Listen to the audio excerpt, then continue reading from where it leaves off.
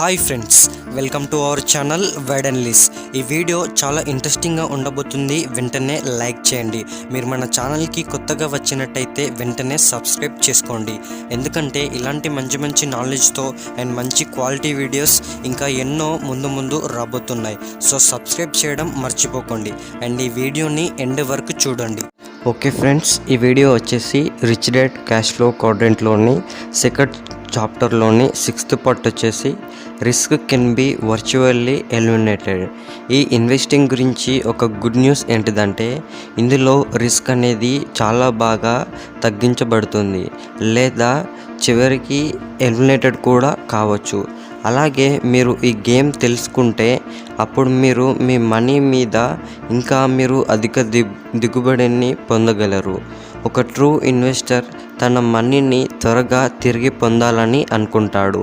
People ఎవరైతే ఈ retirement అకౌంట్లో ఉంటారో వాళ్ళు వాళ్ళ మనీ వస్తుందా లేదా అనేది తెలుసుకోవడానికి వాళ్ళు కొన్ని సంవత్సరాల పాటు వెయిట్ చేయవలసి ఉంటుంది.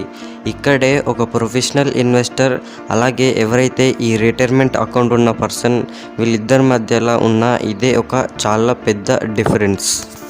మనీ లాస్ అవుతామన్న భయం వల్లనే చాలామంది పీపుల్ ఈ సెక్యూరిటీని కోరుకోవడానికి ఒక కారణం. ఈ క్వాడ్రంట్ అనేది చాలామంది పీపుల్ ఆలోచించినట్టు ఏమీ నమ్మకద్రోహమైన క్వాడ్రంట్ కాదు. ఇది కూడా ఇంకొక క్వాడ్రంట్ లాంటిదే. దీనికి కూడా ఓన్ స్కిల్స్, మైండ్ సెట్ అనేవి ఉంటాయి. ఒక క్వాడ్రంట్లో సక్సెస్ఫుల్ కావాల్సిన స్కిల్స్ నేర్చుకోవాలని అనుకుంటే అప్పుడు మీరు నేర్చుకోవడానికి టైం అనేది కేటాయించాలి. A new age begins. 1989లో కమ్యూనిజం వల్ల బెర్లిన్ వాల్ అనేది కూల్చేయబడింది. దీనికి రాబర్ట్ ఒపీనియన్ ఏమని చెప్తున్నాడంటే అప్పుడు ఈ ఇండస్ట్రియల్ ఏజ్కి ముగింపు అయిపోయిందని, ఇన్ఫర్మేషన్ ఏజ్ స్టార్ట్ కావడానికి ఇదొక సిగ్నల్ లాంటిది అని రాబర్ట్ చెప్తున్నాడు. The difference between industrial age pension plans and information age pension plans. Columbus యొక్క వయాజ్లో 1492లో ఈ ఇండస్ట్రియల్ ఏజ్ అనేది స్టార్ట్ అయ్యింది. ఎప్పుడైతే 1989లో బెర్లిన్ వాల్ అనేది పడిపోయిందో అప్పుడు ఈ ఇండస్ట్రియల్ ఏజ్కి ముగింపు అయ్యింది. ఇక్కడ కనిపించేది ఏంటిదంటే ఈ మోడర్న్ హిస్టరీలో ప్రతి 500 సంవత్సరాలకు ఒకసారి గ్రేట్ చేంజెస్ అనేవి వస్తాయి. ఇప్పుడు మనం అలాంటి ఒక పీరియడ్లో ఉన్నాము. ఈ చేంజ్ అనేది మిలియన్స్ ఆఫ్ పీపుల్ యొక్క ఫైనాన్షియల్ సెక్యూరిటీని బెదిరించింది. అలాగే ఈ మార్పు యొక్క ఆర్థిక ప్రభావం ఎలా ఉంటుందో అనేది చాలామంది పీపుల్కి అవగాహన లేదు. అలాగే చాలామంది పీపుల్ కూడా దాన్ని భరించలేదు. ఈ చేంజ్ అనేది ఒక ఇండస్ట్రియల్ ఏజ్ పెన్షన్ ప్లాన్స్ అలాగే ఇన్ఫర్మేషన్ ఏజ్ పెన్షన్ ప్లాన్స్ మధ్యనున్న డిఫరెన్స్ అనేది కనుగొంది. రాబర్ట్ చిన్నగున్నప్పుడు వాళ్ళ రిచ్ డాడ్ రాబర్ట్ని మనీతోని రిస్క్ తీసుకోమని, ఇన్వెస్ట్ చేయడం గురించి నేర్చుకోమని రాబర్ట్ని ఎంకరేజ్ చేసేవాడు. తను తరచూ ఏమని చెప్పేవాడంటే నువ్వు రిచ్ కావాలని అనుకుంటే నువ్వు రిస్క్ని ఎలా తీసుకోవాలి అనే దాని గురించి నేర్చుకోవాల్సిన అవసరం ఉంది. అలాగే ఒక ఇన్వెస్టర్గా ఎలా కావాలో అనే దాని గురించి కూడా నేర్చుకోవాలి అని సజెస్ట్ చేశాడు. ఇక రాబర్ట్ ఇంటికి వెళ్ళాక వాళ్ళ రిచ్ డాడ్ చెప్పిన సజెషన్ని రాబర్ట్ వాళ్ళ ఎడ్యుకేటెడ్ డాడ్కి చెప్పాడు. మనం ఎలా ఇన్వెస్ట్ చేయాలి, రిస్క్ని ఎలా మేనేజ్ చేయాలి అనేది నేర్చుకోవాలి అని చెప్పాడు. అప్పుడు వాళ్ళ ఎడ్యుకేటెడ్ డాడ్ ఏమని రిప్లై ఇచ్చాడంటే నేను ఎలా ఇన్వెస్ట్ చేయాలి అనే దాని గురించి నేర్చుకోవాల్సిన అవసరం అనేది లేదు. ఎందుకంటే నాకు టీచర్స్ యూనియన్ నుంచి ఒక గవర్నమెంట్ పెన్షన్ ప్లాన్ అనేది ఉంది. అలాగే అది సోషల్ సెక్యూరిటీ బెనిఫిట్స్తోని గ్యారెంటెడ్గా ఉంది. ఇక నేను నా మనీతోని ఎందుకు రిస్క్ తీసుకోవాలి అని వాళ్ళ డాడ్ అన్నాడు. రాబర్ట్ వల్ల ఎడ్యుకేటెడ్ డాడ్ ఏమని నమ్మాడంటే ఈ ఇండస్ట్రియల్ ఏజ్ పెన్షన్ ప్లాన్స్ అనేవి గవర్నమెంట్ ఎంప్లాయీ పెన్షన్స్ అలాగే సోషల్ సెక్యూరిటీ అని నమ్మాడు. ఎప్పుడైతే రాబర్ట్ తన వియట్నాంలో తన లైఫ్ని లాస్ అవుతాడు అనే దాని గురించి వాళ్ళ డాడ్ వర్రీ కాకుండా రాబర్ట్ ఎప్పుడైతే ఈ యుఎస్ మెరైన్ క్రాప్స్లో సైన్ అప్ చేసినప్పుడు వాళ్ళ డాడ్ చాలా హ్యాపీగా ఉన్నాడు.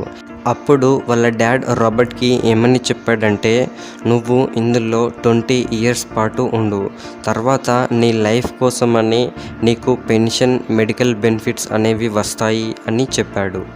ఇంకా ఇట్లాంటి పెన్షన్ ప్లాన్స్ అనేవి వాడుకంలో ఉన్నాయి. ఈ కంపెనీ యొక్క ఐడియా మీ పెన్షన్ స్కీమ్స్ ద్వారా మీ రిటైర్మెంట్ కోసమని, అలాగే మీ రిటైర్మెంట్ అవసరాల కోసం గవర్నమెంట్ అనేది మీ బ్యాలెన్స్ని పికప్ చేయడం యొక్క ఫైనాన్షియల్ రెస్పాన్సిబిలిటీ తీసుకోవడం అనేది ఒక పాత ఆలోచన. People need to become investors. మీరు ఈ ఇండస్ట్రియల్ ఏజ్ పెన్షన్ ప్లాన్స్ నుంచి ఇన్ఫర్మేషన్ ఏజ్ పెన్షన్ ప్లాన్స్కి మూవ్ అవుతే అప్పుడు మీకు రిజల్ట్ అనేది ఏ విధంగా ఉంటుందంటే, అప్పుడు మీరు ఇండివిజువల్గా మీకు మీరుగా ఫైనాన్షియల్ రెస్పాన్సిబుల్గా ఉండొచ్చు. కానీ కొంతమంది పీపుల్లే ఈ చేంజ్ని నోటీస్ చేసి దాన్ని అర్థం చేసుకున్నారు. Industrial age pension plans. ఈ ఇండస్ట్రియల్ ఏజ్ పెన్షన్ ప్లాన్ అంటే అర్థం ఏమిటంటే, మీరు బతుకున్నంత కాలం మీకు మంత్లీ ఇంత సర్టెన్ అమౌంట్ అనేది కడతాము అని ఆ కంపెనీ అనేది మీకు గ్యారంటీ ఇస్తుంది. అప్పుడు చాలామంది పీపుల్ సెక్యూర్గా ఫీల్ అయ్యారు, ఎందుకంటే ఈ ప్లాన్స్ అనేవి స్టడీ ఇన్కమ్ ఇస్తాయని హామీ ఇచ్చాయి. Information age pension plans. 1974లో ఒక ప్యాసేజ్ ద్వారా ఈ రూల్స్ అనేవి చేంజ్ అయ్యాయి. ఆ ప్యాసేజ్ ఏంటిదంటే, employee retirement income security act. సడన్లీగా కంపెనీస్ అనేవి మీ వర్కింగ్ డేస్ యొక్క చివరికి మీకు లాంగర్గా ఫైనాన్షియల్ సెక్యూరిటీ ఇస్తామన్న గ్యారంటీ అనేవి కంపెనీ అనేవి ఇస్తలేవు. ఇక అప్పుడు ఎంప్లాయీస్ అనే వాళ్ళు డిఫైన్డ్ కాంట్రిబ్యూషన్ రిటైర్మెంట్ ప్లాన్స్ని ఆఫర్ చేయటం మొదలుపెట్టారు. ఇక్కడ డిఫైన్డ్ కాంట్రిబ్యూషన్ అంటే ఏంటిదంటే, మీరు పనిచేస్తున్నప్పుడు మీరు అలాగే ఆ కంపెనీ అనేవి సహకరించినవే మీకు తిరిగి వెనుకకి వస్తాయి. ఇంకో మాటలో చెప్పాలంటే, ఏదైతే మీరు సహకరించారో అది మాత్రమే మీ పెన్షన్ ద్వారా వస్తుంది. మీరు అలాగే మీ కంపెనీ అనేది డబ్బు పెట్టకపోతే మీకు డబ్బు అనేది రాదు. ఈ ఇన్ఫర్మేషన్ ఏజ్లో ఉన్న గుడ్ న్యూస్ ఏంటిదంటే, లైఫ్ ఎక్స్పెక్టెన్సీ అనేది ఇంక్రీజ్ అవుతుంది. బ్యాడ్ న్యూస్ ఏంటిదంటే, మీ పెన్షన్ను మించి ఉండొచ్చు. Risky pension plans. చాలామంది పీపుల్ అర్థం చేసుకునేది ఏంటిదంటే, ఏదైతే మీరు అలాగే మీ ఎంప్లాయీస్ అనేవాళ్ళు ఆ ప్లాన్లో పెట్టినప్పుడు మళ్ళీ మీరు ఎప్పుడైతే దాన్ని బయటికి తీసుకురావాలి అని డిసైడ్ అనుకున్నప్పుడు మళ్ళీ అది ఎగ్జిట్ కావడానికి మీకు లాంగర్ గ్యారంటీ అనేది ఉండదు. ఇలా ఎందుకంటే 401k ఈ సూపర్ యాన్యుయేషన్ ప్లాన్స్ అనేవి మార్కెట్ ఫోర్సెస్కి సబ్జెక్ట్ లాంటివి. ఇంకో మాటలో చెప్పాలంటే, ఒకరోజు మీకు మీ అకౌంట్లో $1 మిలియన్ అనేవి ఉన్నాయి, కానీ ఆ స్టాక్ మార్కెట్ అనేది క్రాష్ అయ్యింది. అప్పుడు ప్రతి మార్కెట్లో ఉన్న మీ $1 మిలియన్ అనేవి హాఫ్ కన్నా కట్ అవుతాయి లేదా మొత్తంకే వెళ్ళిపోతాయి. అప్పుడు ఈ డిఫైన్డ్ కాంట్రిబ్యూషన్ ప్లాన్స్ ద్వారా మీ లైఫ్ లాంగ్ ఇన్కమ్కి ఇచ్చిన గ్యారంటీ అనేది పోతుంది. పీపుల్ ఎవరైతే ఈరోజు 65 ఇయర్స్ ఏజ్లో రిటైర్ అవుతారో వాళ్ళు ఈ డిఫైన్డ్ కాంట్రిబ్యూషన్ ప్లాన్ ద్వారానే వాళ్ళ మిగతా జీవితాన్ని బతుకుతారు. కానీ వాళ్ళ 75 ఇయర్స్ ఏజ్ వచ్చేసరికి ఆ మనీ అనేది అయిపోయింది. అప్పుడు వాళ్ళు ఏం చేస్తారు? దీని గురించి మీరేమని అనుకుంటున్నారో కింద కామెంట్ చేయండి. ఈ గవర్నమెంట్ డిఫైన్డ్ పెన్షన్ ప్లాన్ అనేది దేని గురించి ఉంటుందంటే, ఈ యునైటెడ్ స్టేట్స్లో ఈ సోషల్ సెక్యూరిటీ అనేది 2037 ఇయర్ వచ్చేసరికి ఒక దివాలాగా ఉండొచ్చు అని రాబర్ట్ చెప్తున్నాడు. ఈ రోజుకి కూడా ఈ సోషల్ సెక్యూరిటీ అనేది చాలా ఇన్కమ్ అనేది ప్రొవైడ్ చేయదు. ఒక్కసారి 77 మిలియన్ బేబీ బూమర్స్ ఒక్కసారి వాళ్ళు పెట్టిన మనీని తిరిగి కావాలని అడిగితే అప్పుడు ఏమవుతుంది? కానీ వాళ్ళు అడిగినా కూడా అక్కడ ఏమీ ఉండదు. 1998లో ప్రెసిడెంట్ క్లింటన్స్ సేవ్ సోషల్ సెక్యూరిటీ అనే దాన్ని చెప్పాడు. ఇది మంచిగానే రిసీవ్ అయ్యింది. తర్వాత ఈ డెమోక్రటిక్ సెనేటర్ ఎర్నెస్ట్ హోల్డింగ్స్ ఏమని పాయింట్అవుట్ చేశాడంటే, ఆబ్వియస్లీగా సేవ్ సోషల్ సెక్యూరిటీకి ఫస్ట్ వే ఏంటిదంటే దాన్ని దోపిడీ చేయటం ఆపాలి అని చెప్పాడు. కొన్ని దశాబ్దాల వరకు ఎక్స్పెండిచర్స్ కోసం అని రిటైర్మెంట్ మనీని బారో చేయటం అనే రెస్పాన్సిబిలిటీ ఈ ఫెడరల్ గవర్నమెంట్ అనేది తీసుకుంది.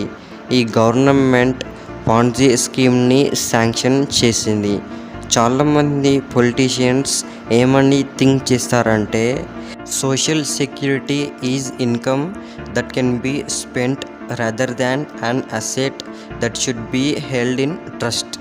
అంటే ఏంటిదంటే, ఈ నమ్మకంతో ఉంచవలసిన ఆస్తి కంటే ఈ సోషల్ సెక్యూరిటీ నుంచి వచ్చే ఇన్కమ్ అనేది ఖర్చు చేయొచ్చు అని ఆలోచిస్తారు. ఓకే ఫ్రెండ్స్, తర్వాత దాని గురించి మళ్ళీ నెక్స్ట్ వీడియోలో చెప్తాను. Stay tune. జై హింద్.